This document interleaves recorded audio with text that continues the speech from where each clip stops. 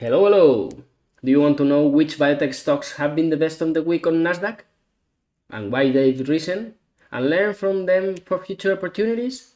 Hop in, we're starting the taxi. Welcome to Taxi Biotech, a show to learn about news and updates from the world of biotechnology and understand the impact on the stock market. The stock data I share here reflects the status of companies or their clinical trials and does not constitute any investment advice. This is purely entertainment. Let's see what happened this week with my favorite platform for this, Finbit, with biotechnology and Nasdaq filter. We're going to comment these three best stocks for the week: 180 Life Science Corporation, TVGN Bio, and Bright Minds Bioscience. Looking at the numbers, we see that they haven't been major short positions, so it is safe to assume that there wasn't a short squeeze. Okay, here the short float. Generally, the consensus is that this occurs when a short interest exceeds 20%. Okay, these data are updated periodically, and maybe it's higher now. We don't know. Okay. Also, we're going to watch to the float of shares. This indicates the shares that are in circulation, and if it is a small number and a large amount of money comes in, the stock will appreciate quickly. We're going to comment this situation, especially with Bright Mind Bioscience, at the end of the video. Okay, let's begin with 180 Life Science, ticker ATNF. The name says it all. It is a company focused on developing new therapies for inflammatory diseases and other diseases. Okay, and is backed by very big numbers: Oxford University, Hebrew University, and Stanford University. Okay. Looking at the chart here, I would think, wow, this they must have announced some major news with validation of their models of drugs or clinical trials or whatever. They went up tenfold in one day, tenfold in one day. Well, dear friends, this is Biotech and welcome. In this case, the company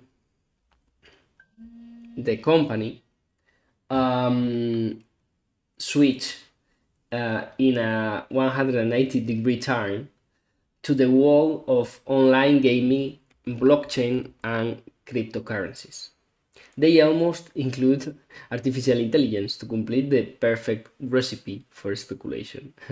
This is an anecdote, of course, and these such sudden plot twists are extremely rare. Okay, they are uncommon. So we're going to move to the other company, TVGN Bio, with 400 500 percentage increase in the value of the stock, and this company had a lot of press release through the week. Okay, a lot. Okay, let's take a look. They start saying they plan to share how the company will generate over $1 billion in revenue. Okay, let's break it down. So they explain a bit about what the company does. Starting they have extensive experience, although this likely comes from the lab work because TVGN is almost a new company. Then they describe their pipeline, which looks extensive, but in reality it consists on a single molecule to treat COVID-19, addressing various comorbidities here, such as cancer or arthritis, with other compounds still in preclinical stages. All of these are in preclinical stages. We can see here in their page web that everything is in preclinical except this compound that is tested in SARS-CoV-2 with another comorbidities. Okay. Okay. Their strategy involves expanding CD8 T cells ex vivo, then injecting them into patients where these CD8 cells target an infection or cancer and killing it. And the press release continue. Okay. The press release continue talking about human papilloma virus without much detail, multi-billion-dollar assets, revenues projected to 10 billions, and this. I'll include these links in the description below to test yourself of these press releases. Okay. And then really go for it, and they claim 10 to 14 billions in revenue. They are citing investors who back TVGN, who put money in the company. Okay, let's continue. Here, they proudly mentioned that they were a unicorn company with a 4 billion valuations after merging with a SPAC company to get listed on nasdaq. Then their market cap since then dropped to 200 millions, which isn't encouraging. They also claims 2 patents. Not in this release, I think it's in this. Yes. Here they claim 2 patents, one pending, supposedly related to artificial intelligence, of course. But, okay, we are going to analyze the patents. And let me pause here to say they might have some positive aspects, okay? In my personal opinion, of course. So this is basically the strategy, growing and expanding cytotoxic T cells, CD8, ex vivo, and injecting them again into the patient. Okay, so the patent is essentially a protocol for growing those CD8 cells. I find the cultivation time a bit long, but this is possible, it's feasible. What I don't see is a particularly strong patent, as this protocol could be replicated in any lab worldwide at any time right now. I mean, it's a routinary protocol, changing sometimes some media, but more or less every biomolecular researching working with CD8 cells are using this. So I don't know if this patent is so robust, is strong or not. However, what I find interesting here, and is likely solid, is the patent for the sequence used to activate CD8 lymphocytes, because they are related to coronavirus, and they put here the exact sequence, and I think that this is the important thing of the patent, and with this sequence the patent is solid. Okay, so the patent seems reliable and robust. But I've mentioned in previous videos, treatment for COVID haven't been drawing much investors' attention recently. It seems like COVID is a forgotten or resolved disease, but this is only my personal opinion.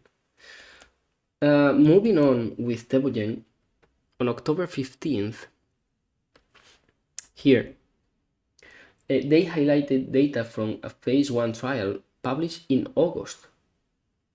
If the study was good but didn't receive enough publicity, it's great. They are doing it now. Okay, it's okay. But let's look at the data, at the paper. Okay. Let's look. It's a phase 1 trial where 30 patients receive these CD8 cells infusions to assess the therapy safety. Okay, it's okay. They also monitor the improvement in COVID symptoms, and I love here that the viral elimination is almost complete, but I love that most of the cells here that they inject into the patient are cytotoxic, so they are working. So I really like it. They expand, release cytotoxic CD8 cells, so it's quite good. But this measurement is before freezing the cells and shipping them to the location for patient injection. Molecular biologists know that freezing and thawing such fragile cells, which are CD8 cells, put them under a lot of stress, which impacts their viability. Another positive thing is that 6 months after the CD8 injections, where here, these cells are still present in the patient's bodies, suggesting the formation of memory CD8 cells is excellent. So this is a very good point. Okay, if we look at the resolution of patient symptoms, we see here that those who receive the therapy improve on average by day 8 compared to 11 in the observational arm. Okay, so only 3 days delay in the observational arm. Okay, the observational group which didn't receive the therapy shows more data variability and more outliers represented here with the stars, but the sample is very small. Okay, my final assessment is that this is a safe therapy. Of course, it's a crucial outcome for a phase 1 trial, but they need to increase the number of patients to determine if there is a real benefit. With this data, claiming the technique works and predicting 1 billion, 10 billion, or even 14 billions in future revenue seems a bit premature, okay? And a little bit risky, I think. Then they were repeating the same things in other press releases. And looking at their financials here, their cash reserves, I think that don't cover the expenses. So this is the total current assets, 2 millions, and the expenses are marked here, highlighted here. So I think that they need financing more money soon. Okay, since this isn't investment advice, I leave all these links in the description so you can verify this information yourself. Okay, and now let's move to my favorite stock of the week, Brightmind Bioscience, with a 4,000% rise. Okay, a 40x returns, incredible. Why? Well, I thought they must have released some minor news or clinical trials or whatever. I checked the press release and found nothing.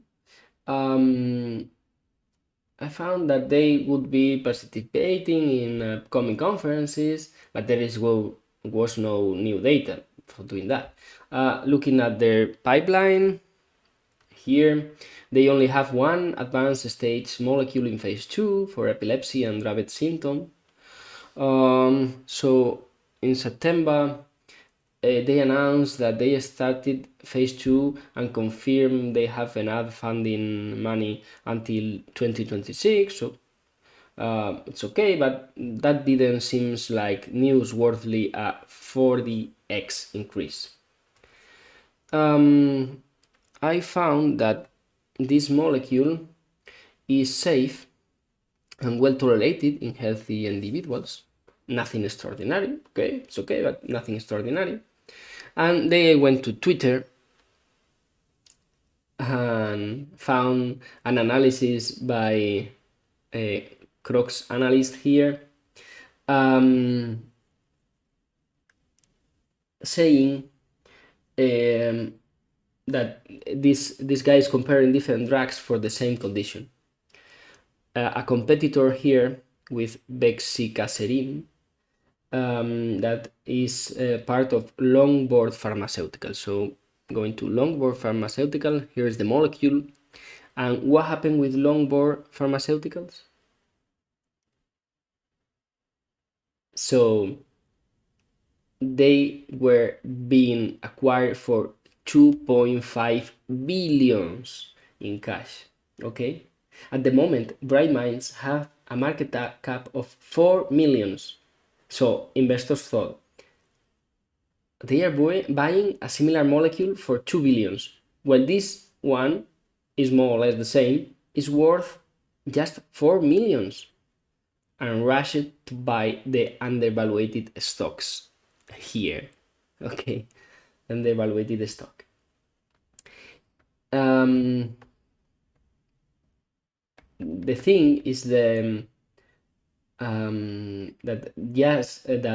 Bright Mind Bioscience had very few shares available on the market, so demands far exceeded the supply, driving the crazy stock movement. The company took advantage of this to raise funds, Bright Mind Bioscience, but only took 30 millions, just enough to keep researching, which is why investors rewarded them. It's a very intelligent movement. Bright Minds now worth 200 millions. Could it go to 2 billions? Is it still undervaluated, or is the other company overvaluated? It's a question. Let me know in the comments. And now I do this to entertain and learn. So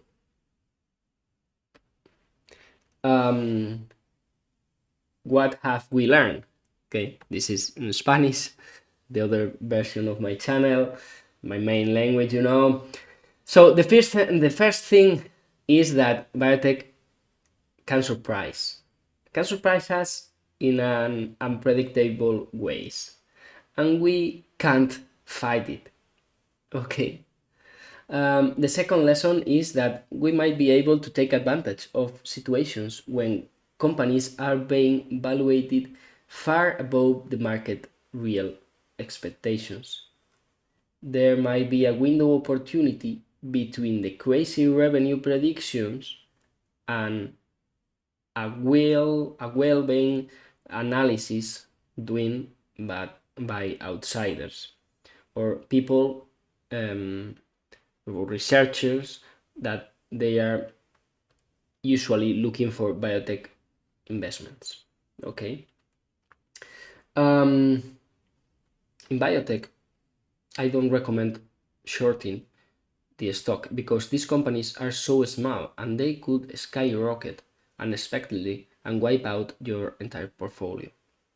In this case, 4 days have passed since the expected valuation of 1 billion of TVGN appeared, and it had 61% increase in the valuation since the press release appeared. We have a window opportunity there between the crazy valuation appears in the press release and some certificate people says that this is a crazy thing. So this window opportunity reflects as a 61% increase in the value of the stock. Keep that in mind in case a similar pattern emerge in the future to take advantage of this. The third lesson is to keep an eye on similar molecules with different stock market valuations. A lot of people are looking for these opportunities now, so it might not be the best moment, but we shouldn't stop trying. This case shows that the float of shares is crucial. If there are few shares available and demand increases, the rise is massive. But beware, capital raise can happen at any moment, and stock offering can happen at any moment. And if it is excessive, they can cause the stock to plummet. That's always a risk in biotech. So act accordingly. There is another risk. If the float of shares is so tiny permanently, Nasdaq is going to delist you. So this is another risk. Finally, I would like to include a sections of memes in Spanish, but memes in English. I think that it's a. I asked for artificial intelligence to make some memes about 180 life science. Imagine the few scientists left there having to shift from the from the biotech to crypto world. Maybe they'll do better with crypto than or lovely biotech for sure. Another meme could be about how risky predictions can be. Okay, and I'll finish with my initial impressions about Bright Minds. You know, these GameStop situations in the past, but now I've come around and I'm sharing it with all of you, all my opinions, and I think it's reasonable explanation and it makes sense. Okay, if you enjoy this video and you learn something, you know what to do. Like and leave constructive comments. See you later in another episode. Bye bye.